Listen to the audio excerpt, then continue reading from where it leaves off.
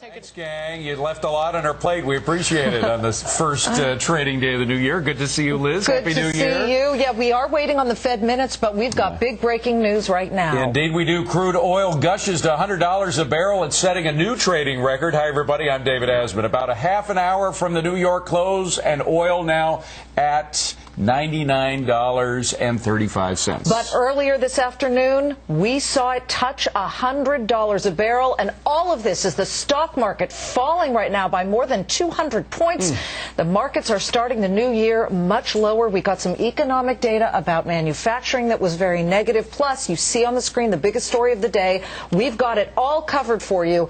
Oil charging ahead by $3.44, but it did touch $100 a barrel earlier this afternoon. All right, let's look at the Dow Jones Industrial Average, which at the moment is trading down about 204 points. NASDAQ is down as well, actually just about exactly the same percentage-wise. It's down 41 points, but as a percent of the whole, it's down just about the same as the Dow. S&P, Russell, they're all down, but the big story is gold and oil, which are way up. Gold, we haven't talked much about that, is up $21 an ounce, trading right now at about $860 an ounce. Yeah, huge story right now with both gold and oil. A lot of people I've talked to, I got off the phone with Eric Bowling, who was at an airport in Puerto Rico. He has been bullish on metals. What a time to take a vacation. Very bullish on metals, and of course, being an oil trader, he's watched this story develop over the past year.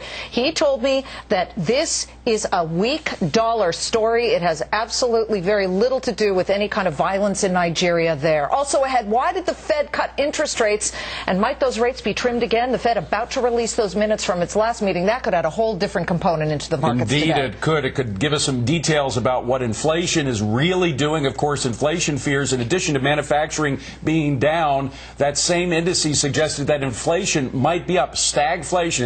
It's a pale comparison to what happened in the 70s. But again, whenever you have higher inflation and lower production, it's a problem. First, let's get to our top story. Oil prices touching that $100 a barrel milestone. There were about 5 trades that did so before pulling back. In less than 30 minutes from the close, oil right now is trading higher once again by more than $3. It's a big story. The White House is using the occasion to call for increased domestic oil production. Is this the time, for example, to open up that Arctic National Wildlife Refuge for drilling?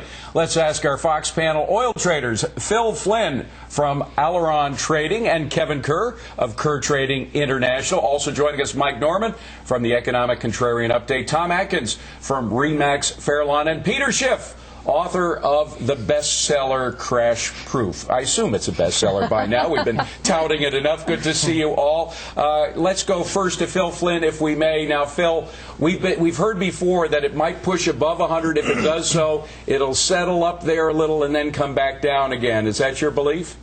It is my belief. In fact, I think I call it the 5 lot that was heard around the world because, if you look at where all the volume was, I mean, if the electronic trading, we never actually hit $100 a barrel. It was about 40 points away.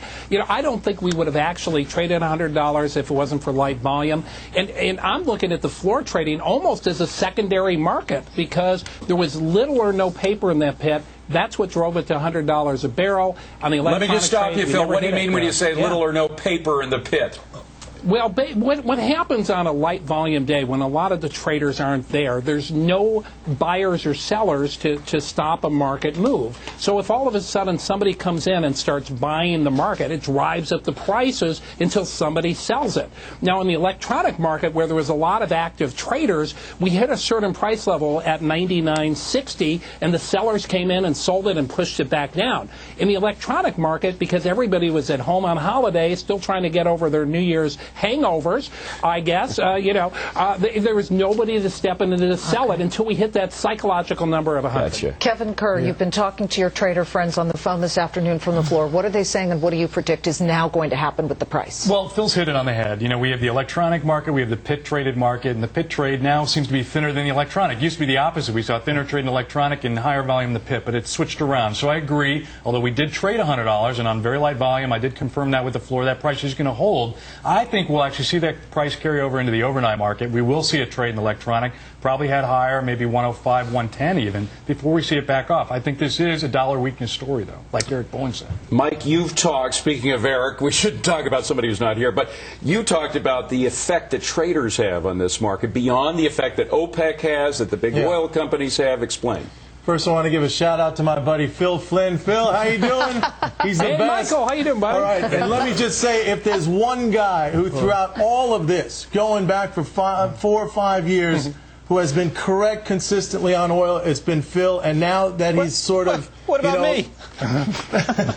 Who was that? Peter. What about me, Mike? Peter, I'll get to you. Hey, Peter, good seeing you again. Did you have a good vacation? Good seeing you again. Anyway, Phil was a guy. Now that he's a little bit hesitant right here, I think we ought to pay attention to that. And it's true. There's not a lot of volume. Look, bowling's away in Puerto Rico, right? So He's coming back tomorrow. He'll be here tomorrow. It might get above it for a while, but I think there's going to be some caution coming into the market here. Tom, what do you make of all of this? We talk about these prices in a very minute by minute thing, but in the big picture, oil's going to go up. Why? Because the world economy is going crazy right now. We're growing at 5 or 6% every year, and along with that, you have the Federal Reserve just made a gargantuan mistake by raising rates too fast and now bringing it back down again.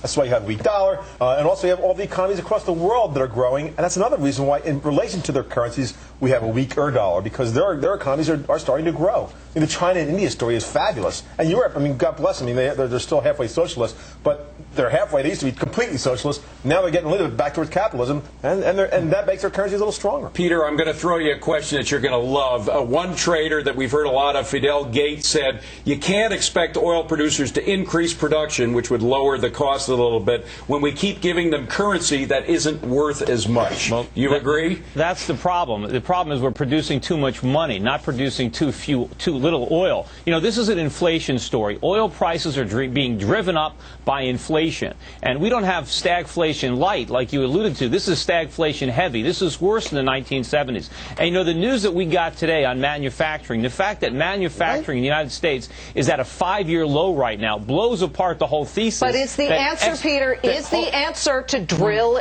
domestically in Anwar and some of the other areas? The answer is to stop printing money. The answer is to stop creating inflation, raise interest rates, and have a sensible monetary policy. Well, you don't want to create an economic depression to try to bring oil prices down, but there is a grain of truth in what Peter is saying. There's a whole Sahara If I could just translate, with the dollar going down, and it's not necessarily as a result of the Fed's policy, but with the dollar going down, hard assets have become interesting for investors to own. You asked me about the trader element. Let's go larger than that. Institutions, pension funds, endowments, these very large long-term investors who now see commodities as a valid asset class, oil being one of them. They're moving into it in a big way. They have hundreds of billions, if not trillions of dollars to move in this direction. Exactly. And they're doing it. And we created those dollars out of thin air. That's the problem. If we had legitimate economic growth, prices would be going down. No, we don't, Mike. We've never had a legitimate economic growth. I'll interject. I think the dollar weakness is a big part of the story. Inflation is part of it. But also, we do need to look at these alternatives. We need to look at alternative energy seriously, not just ethanol from corn. These new mandates in corn ethanol make me very frightened.